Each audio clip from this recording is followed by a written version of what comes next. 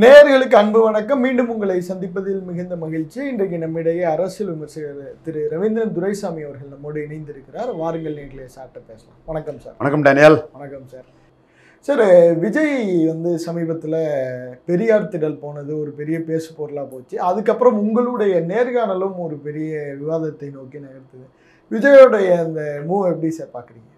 விஜய் இன்னும் தெளிவாக எதற்குமே பயில் சொல்லலை.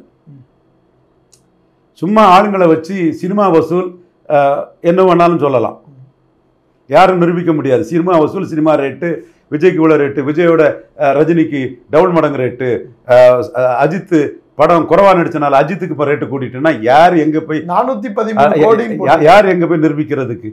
கிளைம் பண்ணலாம். நான் தப்புன்னு சொல்ல வரல, பொய்ன்னு சொல்ல வரல. It cannot B proved and அன்ப்ரூவ்டு. அது உண்மைன்னும் நிரூபிக்க முடியாது, பொய்ன்னு நிரூபிக்க முடியாது. அஜித்துக்கு இதோட 10 கோடி அதிகம்னு கூட நாளைக்கு ஒரு நியூஸ். அஜித் அந்த மாதிரி ஆட்களை வச்சு, பிராண்டிங் மாஸ்டர்களை வச்சு அதுக்கு பணம் கொடுத்து ஒன்றும் செய்யலை. செய்தால் அஜித்தும் 10 கோடின்னு போட்டுடலாம். ரஜினி நான் வாங்குறதுல பாதி தான் மற்ற நடிகர்களே வாங்குறாங்க, எனக்கு 50% தான் மற்றவங்க ஒன்று. அவர் ஒரு பிஆர்ஓ வச்சு ஒரு பணம் கொடுத்தா தினத்தந்தியில் போட மாட்டான்பானா? தினத்தந்தி போட மாட்டான்பானா? தினத்தந்திக்கு இது நமக்கு தெரிஞ்ச விஷயம் தானே. அதுக்கும் போட்டு தான் போவான். நாங்கள் கசிட்டுங்க, யார் ஜாலரோ அவர் அடிச்சுட்டு போகிறோன்னு சொல்லிட்டு போவாப்பில். அப்போ எந்த பத்திரிகையில் செய்தி வர வைக்க முடியாது. ஸோ இதுக்கு நாம் பெரிய முக்கியத்துவம் கொடுக்காண்டாம். அந்த பிராண்டிங்கை அவங்க பண்ணுறாங்க, அது அவங்க உரிமை. அதுக்கு இல்லைன்னு நாம் சொல்லிட முடியாது. ஆமான்னு சொல்கிறதுக்கும் அவங்களுக்கு எவிடன்ஸ் கிடையாது. சினிமா மார்க்கெட்டிங் அவங்க பண்ணுறாங்க, தப்பு இல்லை. ஒரு தொழில் வளர்ச்சிக்கு எல்லாரும் பண்ணலாம். அஜித் எனக்கு இதோட 10 கோடி அதிகம்னு கூட அவர் ஒரு நிருபர் பிடிச்சி எழுதுனா அதுவும் செய்தி வரத்தான் செய்யும். அதுவும் பொய்ன்னு யாரும் சொல்ல முடியாது. யார் பொய்ன்னு சொல்ல போகிறா? உண்மைங்கிறதுக்கும் எதுவும் எவிடன்ஸ் கிடையாது. இதெல்லாம் சினிமா உலகத்தில் இது இருக்கக்கூடியதான், இயல்பான ஒன்று தான். ஆனால் அரசியல் களத்துக்குள்ளே வரும்போது ஒவ்வொன்றும் விமர்சனத்துக்குள்ளாகும், எவிடன்ஸு தேவைப்படும். அந்த வகையில் விஜயோட மார்க்கெட்டிங் அரசியல் தமிழக அரசியல் களத்துக்குள்ளே எடுபடாது. சினிமாவில் எடுபடலாம் மார்க்கெட்டிங், அரசியலில் எடுபடாது. அரசியலில் விஜய் மார்க்கெட்டிங் அரசியலை பண்ணினார்னா மிகப்பெரிய அவமானத்தையும் தோல்வியும் சந்திக்க வேண்டியிருக்கும். 2 முறை அது ஏற்கனவே சந்திச்சுட்டார் விஜய். ஏற்கனவே 2 முறை சந்திச்சிட்டார். எந்தெந்த இடத்துல? ஒன்று, ஜெயலலிதா மேலே அந்த தலைவா படத்தில் உள்ள கோபத்தில் மோடியை போய் கோயம்புத்தூரில் பார்த்தாரு. எங்கள் அண்ணன் ரஜினிகாந்தை மோடியை தேடி வீட்டில் பார்த்ததுக்கும் இவர் காத்து கடந்து மோடியை பார்த்ததையும் ஒன்றுன்னு சொல்லக்கூடிய ஊடகவியலாளர்கள் கூட மார்க்கெட்டிங் ஆட்களை வச்சு விஜய் பண்ணிடுவார். மோடி விஜய் சந்திப்பு, மோடி ரஜினி சந்திப்புன்னு பண்ணிடுவார். ஏன்னா இது மார்க்கெட்டிங்கில் நியூஸ் செய்தி வந்துடும், அது அப்படி வரும். ஆனால் வித்தியாசம் நுணுக்கமாக பார்க்க நமக்கு தான் தெரியும். மோடி அண்ணன் ரஜினிகாந்தை பார்த்தாரு, இவர் மோடியை போய் பார்த்தாரு. அப்போ மோடியை போய் இவரை போய் பார்த்தோம். என்னாச்சு? 6% ஓட்டு ஜெயலலிதா அம்மையார் கூட்டிட்டாங்க. அப்போ விஜய் மோடியை பார்த்து கேவலப்படத்தானே செய்தார். அரசியல் சக்தி இல்லைன்னு ஆயிட்டு இல்லை, அரசியல் ஒரு ஃபோர்ஸ் இல்லைன்னு ஆயிட்டு இல்லை. இன்னொன்று விக்கிரவாண்டி இடைத்தேர்தல் டைமில் நடுவில் வைக்கிறார். நீங்கள் உங்களுக்கு எனக்கு ஓட்டை நிரூபிச்சிட்டீங்களா? டாக்டர் ஐயா மாதிரியோ திருமாவளவன் மாதிரியோ நீங்கள் அந்த ஏரியாவுக்குள்ளே ஏதாவது ஓட்டை நிரூபிச்சிருக்கீங்களா? இல்லை. பின்னத்துக்கு நடுவில் மண்ணெல்லாம் அறிக்கை கொடுக்கணும். அப்போ சீமானுக்கு எதிராக பண்ண மூவ் தான் அது. சீமானுக்கு எங்களுக்கு சம்பந்தம் இல்லைன்னு காட்டின ஒரு மூவ் தான் அது. சீமான் இதை புரியாதவரா? இங்கே ஒன்றை பேசி அங்கே ஒன்றை பேசி நாடகம் ஆடினா இவ்வளவுக்குள்ள ஒரு துணை நடிகராக இருந்து 8% வந்தவர் யார் யார் என்ன டக்கால்ட்டி பண்ணுவாங்க அதெல்லாம் புரியாதவரா? அப்போ விஜய் சைடும் அவர்கிட்ட பேசிட்டு இருக்காங்களா சார்? எல்லாம் பிகைண்ட் த சீன் பலது நடக்குது. நான் இந்த எப்படி இங்கே அவர் அசிங்கப்பட்டாருங்க தான் முடிச்சிடுறேன். முதல்ல அவங்கெல்லாம் கள்ளக்குறிச்சி சாராயச்சாவு, சாராயத்துக்கு எதிராக நீங்கள் போனோம், அது மக்கள் மத்தியில் பெரிய ஒரு செல்வாக்கை ஏற்படுத்திடும் அப்படின்னு கள்ளக்குறிச்சிக்கு அனுப்பி வச்சாங்க. தலைவா பார்த்துருப்பீங்கல்ல சார். யாரோ அனுப்புற மாதிரியே சொல்றீங்களே சார். சரி, அது இல்லைன்னு விஜய் தான் மறுக்கணும். உதயநிதி ஸ்டாலினுக்கும் இல்லைன்னு தான்.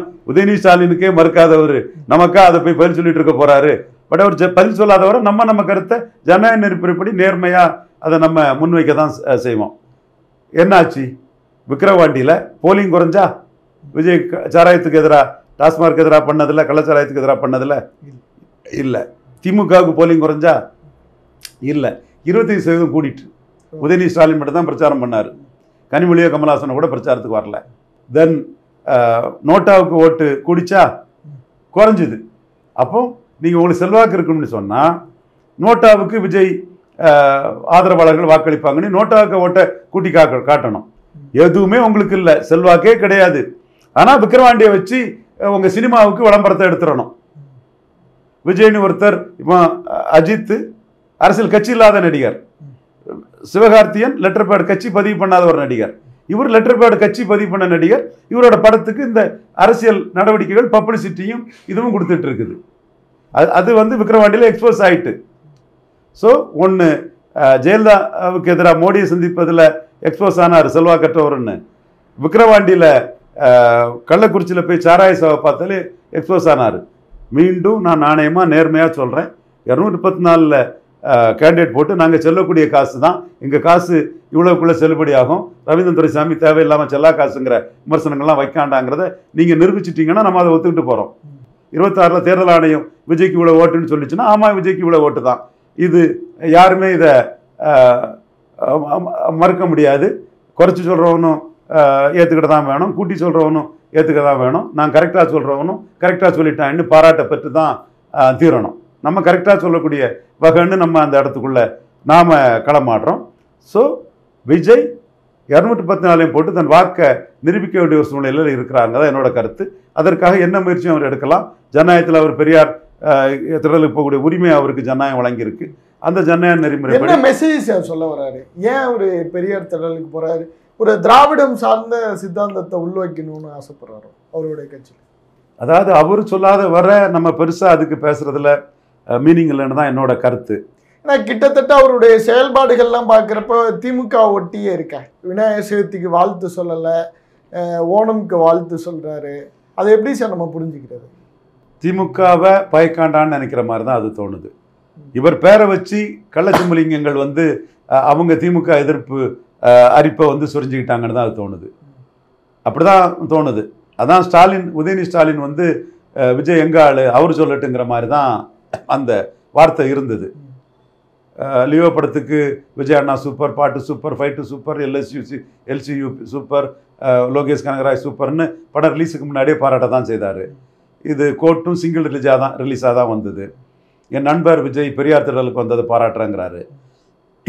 ஸோ மற்றவங்க தான் விஜய் ஒன்றும் தெரியாமல் இஷ்டம் போல் தமிழ் மணியன்கள் வழக்கறிப்பியாக்கள்லாம் திமுக மேலே தங்களுக்குள்ள அரிப்பை சொரிஞ்சுக்கிட்டாங்களோன்னு தோணுது. எனக்கு அப்படி தான் தோணுது. விஜய் அதை திமுக எதிர்ப்பை சொல்லிட்டாருன்னா இவங்கெல்லாம் கரெக்டாக தான் அசஸ் பண்ணியிருக்காங்க நம்ம சொல்லிடலாம். அதை விஜய்னு சொல்லாத வரையில் விஜய்க்கு ஆப்ஷன் எப்படிங்கிறதுல ஒவ்வொருத்தரும் பார்வையற்றோர் யானையை பார்த்த மாதிரி பார்த்துக்கிட்டே இருக்கலாம். என்னோட பார்வை அவர் 214 கேண்டிடேட் போட்டுக்கிடுவாங்கிறதுல எனக்கு ஒரு சந்தேக பார்வை தெளிவாக இருக்குது. ஏன்னா அப்படி அதுக்கு தயாராகக்கூடியவர்னா இதுக்கு முன்னே அதை அனௌன்ஸ் பண்ணியிருக்கணும். மாநாடு மேட்டர்லையும் அவர் சொதப்பல் தான் பண்ணிட்டு இருந்தார். மாநாட்டோட கொள்ளளவே 50,000ன்னு இவங்களே அறிவிக்க வச்சு அதே கவர்மெண்ட் 20,000 பேர் தானே வாரிங்கன்னு சொல்ல வச்சு அவரை டீஸ் பண்ணி விட்டுட்டாங்க. Anyway it is up to Vijay. அவர் தான் கோர்ஸ் கரெக்ஷன் பண்ணி இன்னும் 1.5 வருஷம் இருக்குது, எப்படி வராருன்னு பார்ப்போம். ஏன் சார் மாநாடு தள்ளிக்கிட்டே போகுது? திமுக அதுவும் நெருக்கடி கொடுக்குறாங்களோ? அப்படி ஒரு நெருக்கடியை எதிர்கொள்ள முடியாதவர்லாம் எதுக்கு அரசியலில் இருக்கிறாரு? காமெடியாக எதுக்கு அரசியல் இருக்கிறார்? 8% திமுக அப்போ பயந்து தானே சார் விஜய்க்கு நெருக்கடி கொடுக்குறாங்க. பயந்து நெருக்கடி கொடுக்குறாங்கங்கிறத விட திமுகவுக்கு அளவு உயரம் இவ்வளவுதாங்கிறத காட்டுறதுக்கு, விஜய்க்கு அளவு உயரம் இவ்வளவுதாங்கிறத காட்டுறதுக்கு தான் நெருக்கடி கொடுக்குறாரு. இவர் கெப்பாசிட்டி இல்லாதவர், இன்எலிஜிபிள், இதெல்லாம் இவர் ஃபேஸ் பண்ணிட மாட்டாருங்கிறதான் காட்டுறாங்க. ஆளுங்கட்சி எதிர்கட்சிகளை வந்து அரசியல் களமாடினா தான் அவங்க ஆளுங்கட்சியாக வராங்க. அப்படி களமாடாதவங்க எதிர்கட்சி கூடயே போயிடலாம். இப்போ எல்லாரும் என்ன சொல்கிறாங்க, இப்போ டிவி பெட்டி எடுத்து உடைச்சி பெருசாக வந்தார் கமலஹாசன். அரசியல் சூழ்நிலையில் அவரே வந்து பாஜக எதிர்ப்புன்னு வந்தவர். பாஜக எதிர்ப்புனா திமுக காங்கிரஸ் தான். அவரே திமுக காங்கிரஸுக்குள்ள ராஜ்யசபா சீட்டுங்கிற டீலுக்கு போயிட்டாரு. இப்பவும் பாஜக எதிர்ப்புனா திமுக காங்கிரஸ், கம்யூனிஸ்ட், விடுதலை சிறுத்தைகள், மதிமுக, கமலஹாசன். அப்போ இதை எதிர்த்து விஜய் என்ன ஓட்டு எடுக்க முடியும்? இப்போ விஜய் இன்னொரு கமலஹாசனா போயிட்டு வராது சார். அந்த விமர்சனங்கள் இருக்குது. நான் கமலஹாசன் 3.7 எடுத்தாரு, விஜய் அதோட குறைவாட்டும் எடுக்கலாம், கூடுதலாட்டும் எடுக்கலாம். அது மக்கள் தான் தீர்ப்பளிக்கணும். குறைவுன்னு சொல்லவங்களுக்கும் ஒருத்தருக்கு உரிமை உண்டு. இல்லை விஜய்க்கு மார்க்கெட் இருந்து இருக்குது, ரசிகல் பலம் இருக்குது, கூடுதல் போவார்னு சொல்றதுக்கும் ஒரு உரிமை உண்டு. குறைவுன்னு சொல்கிறவங்க எந்த அடிப்படையில் சொல்லுவாங்கன்னா, கமலஹாசன் வரும்போது 3வது தலைவராக மாநில அளவில் யாரும் எஸ்டாப்ளிஷ் ஆகலை. திமுக கூட்டணி, அதிமுக கூட்டணி. 3வது தலைவராக இருந்த சீமான் 1.1% தான். அதை 3வது தலைவருங்கிற அந்தஸ்தை பெருசாக அது கொடுக்க முடியாது கமலஹாசன் வரும்போது இருந்த அரசியல் சூழ்நிலையில், அதாவது அணிகள் ஒன்றிணைந்த அந்த தன்மையில். அப்போ அவர் கமலஹாசன் 3வது வந்தார். தென் சென்னை, வட சென்னை, மத்திய சென்னை, ஸ்ரீபெரும்புதூர், கோயம்புத்தூர், மதுரை போன்ற இடங்களில் 3வது தலைவராக பிராமணர்கள், சௌராஷ்டிராக்கள், பிறமொழியாளர்கள், நாயர், சிரியன் கிறிஸ்டின்ஸு, ஒக்காலிகா, லிங்காயத்து, நாயுடு, ரெட்டி, இந்த மாதிரி வட இந்தியர்கள் ஏற்றுக்கிட்டு கமலஹாசனை 3வது சக்தியாக ஏற்றுக்கிட்டாங்க. அதே போல் அதே டைமில் ஆர்கேனர் வெற்றி பெறா வந்த தினகரனையும் 3வது சக்தியாட்டு ஒரு 7-8 தொகுதியில் தஞ்சை, திருச்சி, ராமநாதபுரம், மதுரைன்னு ஏற்றுக்கிட்டாங்க. ஆக மொத்தமாக ஒரு 60 தொகுதியில் கமலஹாசனையும் ஒரு 60 தொகுதியில் தினகரனையும் 3வதுங்கிறத ஏற்றுக்கிட்டாங்க. இப்போ விஜய் வராரு. விஜய் வரும்போது இன்றைக்கி 4 பேர் களத்துக்குள்ளே இருக்கிறாங்க. திமுக அணி, அதிமுக அணி, என்டிஏ, சீமான் 4 பேர் களத்தில் இருக்கிறாங்க. அதில் சீமான் வந்து வளருங்கட்சியாக இருக்கிறாரு. பார்லிமெண்ட் எலெக்ஷன்லேயே 2 மடங்கு ஓட்டுக்கு மேலே எடுத்துட்டாரு. மோடியே இது அதிசயத்தோட இந்துக்கள் ஓட்டு தான் 2 மடங்கு எடுத்துட்டார சீமான். இது பெரிய ஆச்சரியம்னு மோடியே பார்க்குறாரு. தமிழிசைக்கு அதெல்லாம் தெரியும் வியந்து பார்க்குறாரு மோடி சீமானை. ஏன் வியந்து பார்க்குறாருன்னா, அகாலிடல் பாதியாக போயிட்டு, மாயாவதி பாதியாக போயிட்டாங்க, சந்திரசேகர் ராவ் பாதியாக போயிட்டாங்க, ஜேஜேபி ஹரியானாவில் பாதியாக போயிட்டாங்க. இவர் மட்டும் 2 மடங்கு மேலே எப்படி எடுத்தார்? அது 4வது ஆளாக நின்று 4 முனை போட்டியில் எப்படி எடுத்துட்டாருங்கிறத அவர் வேந்து பார்க்குறாரு. வேந்து பார்த்தாலும் அவருக்கு தெரியும் 100% கம்யூனிட்டிஸு, பசியப்ப ஜாதிகள் எடுத்து வந்துட்டார். அது கன்ஷிராம் பாணி, நிதிஷ்குமார் பாணின்னு அவருக்கு தெரியும். என்றாலும் இதை ஒரு சாதனை ஓட்டாட்டு மோடி பார்க்குறாரு. அப்போ சீமான் மேலே பட்டுதல் உள்ள ஓட்டு கமலஹாசன் கம்பாரிசனில் மேலே எழும்பி போனது மாதிரி விஜய் கம்பாரிசன்லேயும் விஜய் சந்தர்ப்பவாதி, சீமான் வேலுப்பிள்ளை பிரபாரன் பேரில் தொடர்ந்து தனித்து நிற்கக்கூடிய ஒரு கொள்கைவாதி, மக்களில் ஒருவர், மக்களுக்காக ஒருத்தர், எளிய மக்களில் ஒருத்தர் வந்தவருங்கிற ஒரு இமேஜ் வந்து சீமானுக்கு வரத்தான் செய்யும். அப்போது நீங்கள் 4 பேர் இருக்கும்போது 3வது அந்தஸ்தில் நீங்கள் எப்படி களத்துக்குள்ளே வர முடியும்? 5வது அந்தஸ்தில் தான் நீங்கள் வர முடியும். அப்போ மற்றவங்களை தாண்டிக்கிட்டு தான் அதுக்குள்ளே வர முடியும். அது நீங்கள் எடுத்த எடுப்பிலே வந்து 4 பேர் டைட் ஃபைட்டில் 5வது வந்து உளுந்துறவும் நேரிடலாம், ரொம்ப மோசமாக தோக்கவுக்கும் நேரிடலாம். விஜயகாந்த் வரும்போது அவருக்கு வந்து விஜய்க்கு இன்றைக்கி இருக்கக்கூடிய மினிமம் கேரண்டியோ மார்க்கெட்டோ கிடையாது. ஆனால் வரும்போதே 3வது வந்தார். ஒரு 200-210 தொகுதியில் அவர் தான் 3வது. பாஜக ஒரு 6-7 தொகுதியில் 3வது. இவர் டாக்டர் கிருஷ்ணசாமி ஒரு 3-4 தொகுதியில் 3வது. எர்ணாவூர் நாராயண அம்பாசமுத்திரத்தில் 3வது. ஃபார்வர்ட் பிளாக் ஒரு 2 தொகுதியில் 3வது. இதெல்லாம் ஒரு 20 தொகுதி தள்ளிட்டிங்கன்னா ஒரு 210 தொகுதிக்கு மேலே எடுத்த எடுப்பிலே 3வது தலைவர் கேப்டன் விஜயகாந்த். அதே மாதிரி எடுத்த எடுப்பிலே ஒரு 60 செக்மெண்ட்டுக்குள்ளே 10 மக்களவை தொகுதிக்குள்ளே கமலஹாசன் 3வது. எடுத்த எடுப்பிலே தினகரன் ஒரு 10 இதுக்குள்ளே 3வது. நீங்கள் 4 முனை போட்டி நடக்கும்போது 5வது வராரு. 5வது வரவர் எங்கே பிக்கப் ஆகும்? இதை தான் நீங்கள் பார்க்கணும். கமலஹாசன் பெரிய ஸ்டாரு, தேவர் மகன், அபய் சண்முகி, தெனாலி, தசாவதாரத்துக்குள்ள ஆடியன்ஸு இன்னைக்கு அதுக்கப்புறம் வந்து எந்த படத்துக்கும் இல்லை, எந்திரனு கூட கிடையாதுன்னு கோபால்னு என் நண்பர் நார்வேல் ஒருவர் சொல்கிறாரு. அந்த அளவுக்கு கமலஹாசன் ஒரு பெரிய ஸ்டார். அவருக்கு வந்து ஒரு 50-60 தொகுதியில் தானே ஓட்டு கிடச்சிது, 10% தாண்டி. மீதி அவ்வளோ தொகுதியிலும் 1%, 2%லாம் போயிட்டு இல்லை. அப்போ ஓட்டு வந்து இங்கே 3வது ஒரு தலைவராக வரும்போது அதுக்குள்ள வாய்ப்பில் அவர் கிடைக்கிறாரு. தினகரன் ஆர்கேனர் வெற்றி வீரர், அவருக்கு ஒரு 50-60 தொகுதியில் தானே 10% தாண்டி கிடச்சிது. மீதி தொகுதிகளில் 1%, 2% போயிட்டேன். அப்போ 3வதுங்கிற இடத்துக்குள்ளே நீங்கள் வந்தால் தானே இது பண்ண முடியும். இங்கே 4 பேர் பில்லப் பண்ண முடியும் போது 5வது வராரு விஜய். அப்போ 5வது வந்து என்ன ஓட்டு சாதிக்க முடியும்? உங்களுக்கு தெளிவாக புரியுதில்லை நான் சொல்கிறது? தெளிவாக மக்களுக்கு அது புரியும்னு நினைக்கிறேன். ஸோ விஜய்க்கு வந்து 5வது வாரதும் பெரிய ஒரு இடர்பாடு தான். சார், இப்போ நீங்கள் சொல்கிறதுலேருந்து சார், விஜய் பெரியார் திடலுக்கு போகிறப்ப பொட்டு இல்லாமல் போகிறாரு, விநாயகர் சதுர்த்திக்கு வாழ்த்து தெரிவிக்க மாட்டாரு, பாஜகட்டேருந்து கடுமையான எதிர்ப்பு வருது. இப்போ இந்துத்துவாவுக்கு எதிரான அரசியலுக்கான தொடக்கத்தை ஃபார்ம் பண்ணிட்டார், நம்ம ஒத்துக்கலாமா சார்? சிஏ எதிர்ப்பு, நீட் எதிர்ப்பு, தென் இப்போ பெரியார் திடலுக்கு போனது.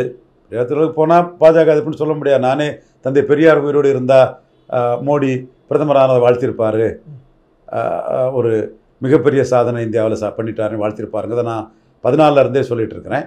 என்றாலும் இங்கே அடையாள அரசியலில் பெரியார் இதுக்கு போனது, இங்கே பெரியாரை சொல்லாமல் அரசியல் பண்ண முடியாதுங்கிறத தான் சொல்கிறாரு. அதில் சீமான் சரியா லாக் பண்றாரு.